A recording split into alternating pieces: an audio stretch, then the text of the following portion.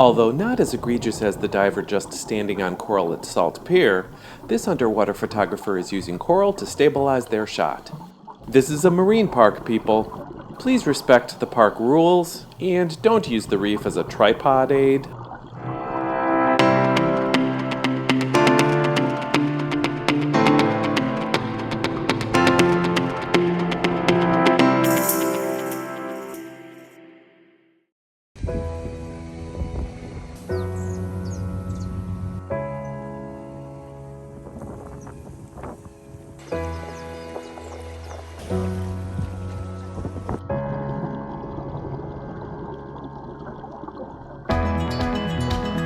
Cliff is actually one of 3 proper walls around Bonaire. One is Carl's Hill, which requires a boat ride to climb Bonaire, so we won't be covering that in this shore dive series. The second is called Small Wall, which is behind private property, and they only let guests dive from shore. But at 20 to 30 feet high and over 100 feet in length, Cliff is definitely one to visit. Note that WEB, the island's water and electric company, maintains facilities on the right, and they don't like divers around their water intake pipes. The main attraction is to the left anyway, so we will focus our attention in that direction. As with so many Bonaire dive sites, Cliff isn't just for divers. The shallows extend about 100 feet and go up and down the coast, making this a great place for snorkeling, or just plain old swimming as well. The beach area is fairly small, mostly consisting of small rocks and coral debris, backed by bushes and a few small trees. Despite the small footprint, the area does have a bit of nature if you aren't in the water, and don't have a book handy. Some of the bushes have berries or fruit of some kind that the local iguanas like to eat, and others have vibrant tropical flowers. But iguanas aren't the only lizards around. Closer to the shoreline, you might catch some crabs crawling on the rocks. Of course, the snails move much more slowly.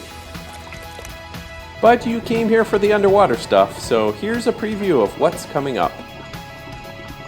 First is obviously that spectacular wall. Second, and a bit of a surprise for us, were a few seahorses. And we caught a scorpionfish inhaling a snack. So keep watching, but if you enjoy our Shore Dive Collection video series, consider subscribing to the channel, liking the video, and sharing it with your friends. It would really mean a lot to us and will help the channel grow. Thanks! Smiley face.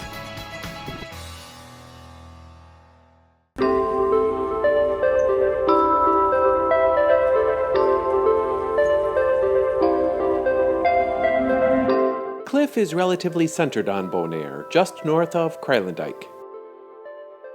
It's just under 2 miles from the center of town on Kaya Gobernander Nicholas de Bruyt.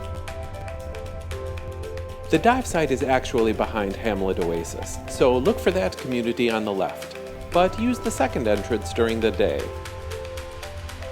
A short paved driveway will take you to the gravel parking lot. There is parking for about 18 vehicles, depending on how well spaced they are, and we have seen it quite full. Unfortunately, there is no shade in the parking area. Dive Friends operates a shop on premise and offers quite a few amenities for those renting tanks or gear from there. If you bring your own gear, setup is done at home or at your vehicle. Renting from Dive Friends affords you a large building with lots of space to set up in the shade. But that's not all they have. There are rinse tanks for your equipment and a shower for your body. They have bathrooms and a small shop with a limited dive gear selection along with snorkeling and beach accessories. A few picnic tables and other seating is available for surface intervals. If you're new to the site, check out the large map on the wall before heading in. There is a single entry point down some gravel and wood stairs. Follow the cement and rock jetty and continue straight ahead. The bottom is rocky, and there is a narrow gap between a pipe and some tall rocks about 15 feet from the jetty. Once you're past that, put on your fins and start your adventure. A quick note about night diving here. The second entrance gets locked at night, so use the first one. If it's closed, try pulling up to the sensor and it should open. Continue through. At the first T intersection, turn right. At the second, turn left, and then park as usual. No matter where you park, be aware that there are several boat moorings here which can be used by dive boats. This one aborted the first attempt due to the close proximity of snorkelers. As always, be careful and mind your surroundings whenever near the surface.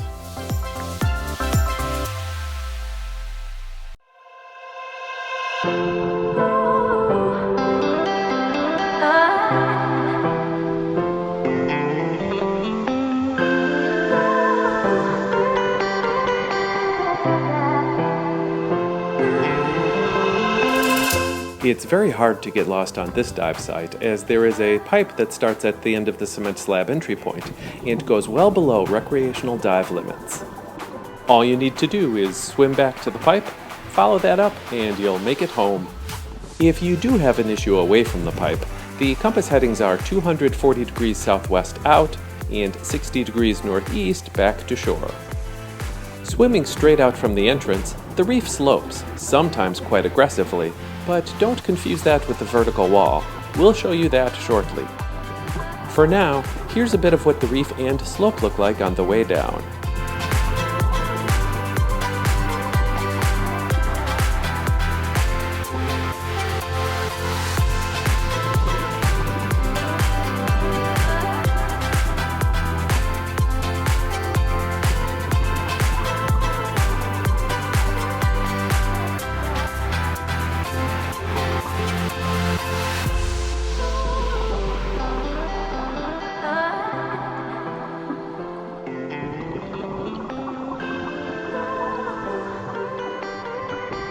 As you swim along the drop-off to the left, there is a sandy path that ramps down and exposes the flat wall.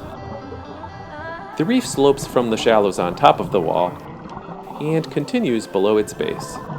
One aspect of the wall that sticks out, literally, is that there are a lot of sea whips. Be careful not to get tangled when attempting macro shots. Another aspect we thoroughly enjoy is the fine sand that cascades down and piles up in spots. It kind of reminds us of snowy mountains. The snow effect continues away from the wall as well. And the base of the wall is a great place for fish and other creatures to hang out.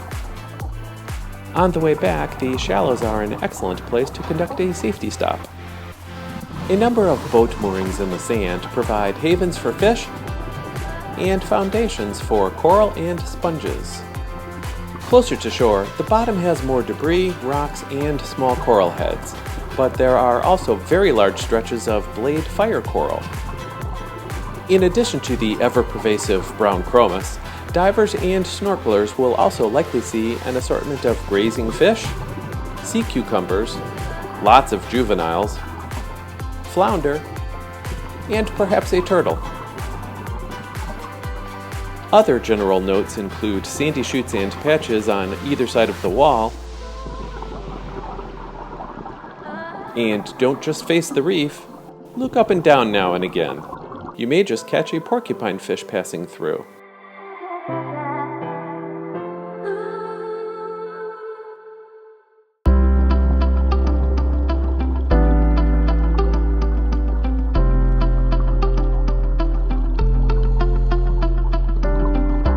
Remember Yolanda, our frogfish whispering dive guide from Beyond the Corals?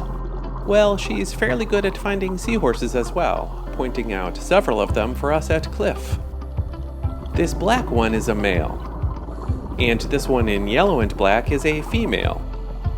Here is another female making her way down a large sea plume.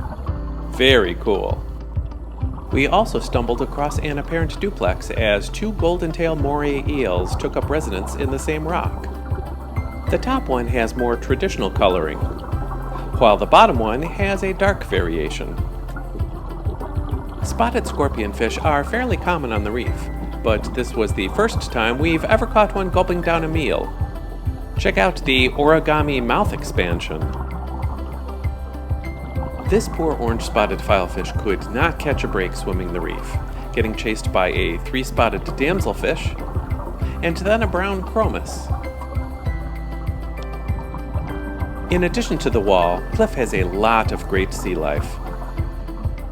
Here are some of the other things we saw on our dives.